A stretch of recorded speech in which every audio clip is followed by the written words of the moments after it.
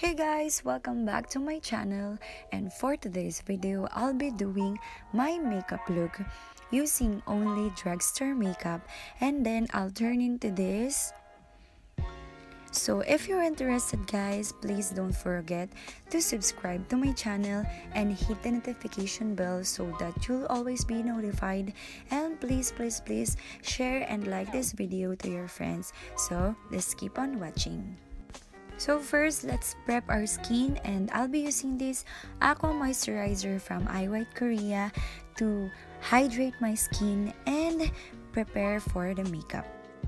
So next one is the primer. No Shine Mattifier from Quick FX is one of my favorite primer at all because it's cheap and then it's effective in filling my pores. And then we go to the foundation. This is one of my holy grail foundation. I love it because it's not sticky and my oily skin loves it. So I'll be using damp sponge to blend it on my face. And by the way guys, this is a medium coverage foundation.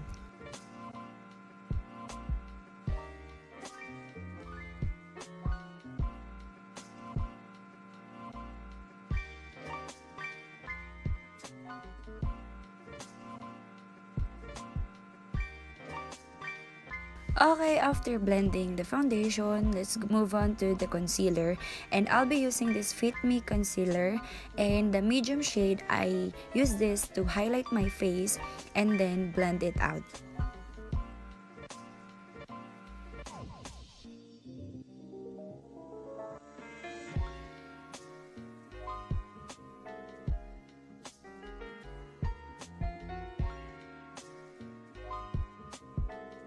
Okay, so while the darkest shade or the deep shade is, I'll be using this to contour my face.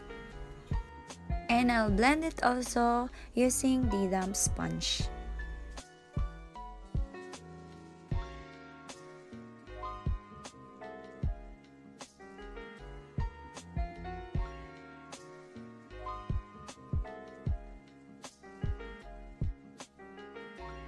So for my eyebrows, I'll be using this Brow Define with paddle brush from Ever Belena, and also this is one of my current favorite.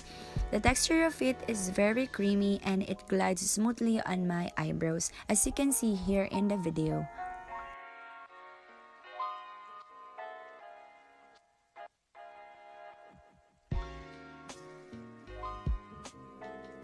For my eyebrow mascara, I'll be using this CoverGirl mascara, and this is from my hipag. She's not using it anymore because it's color brown, but I think I can use this as an eyebrow mascara. So for my contour, I'll be using this Vice Cosmetics in the shade For Sure to contour my face, and this is a new product of Vice Cosmetics.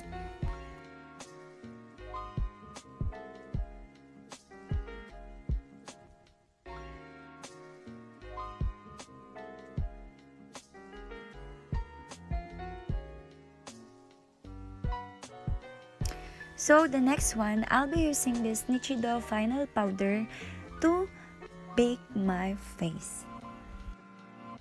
I'm going to put under my eyes, in my jaw, and then on my nose and my forehead, also in my chin.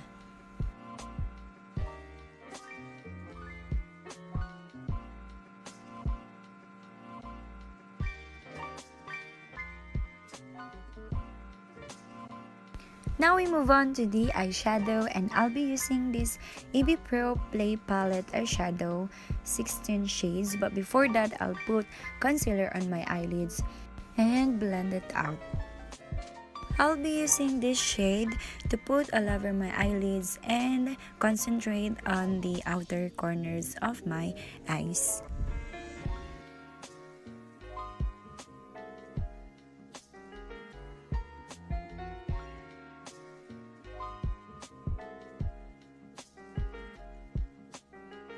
So let's put this darker shade on my eyelids and let's do a smoky eyes.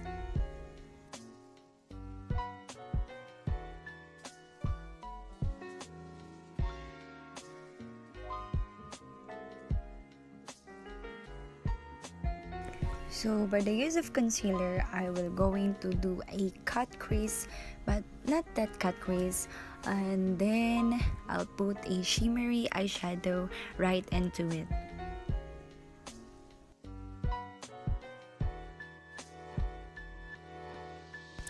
So after my eyeshadow, I'll brush off the powders on my face, and that's it. Okay, let's move on to the eyeliner, and I'll be using this Curline Graph Ink liner, waterproof, to draw a line, a very light liner on my eyes.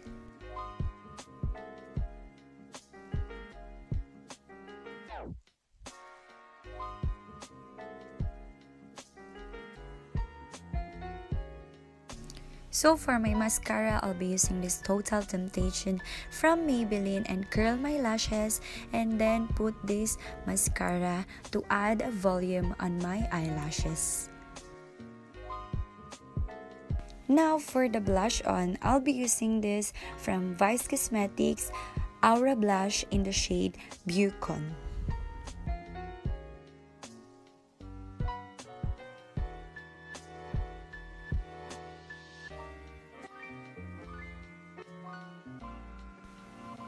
So for my lips, I'll be using this Mercy on the inner corner of my lips, and then we'll do a gradient effect lipstick.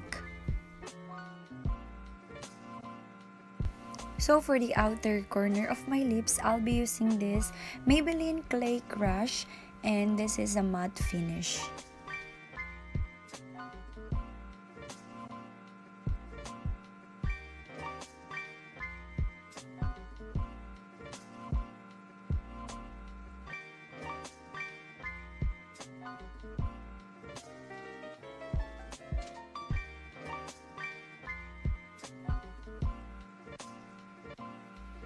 Okay guys, so this is the final look. So after nyong mapanood to, punta kayo agad sa may IG story ko, dun sa may Instagram ko, and sasabihin ko na doon kung sino yung mananalo.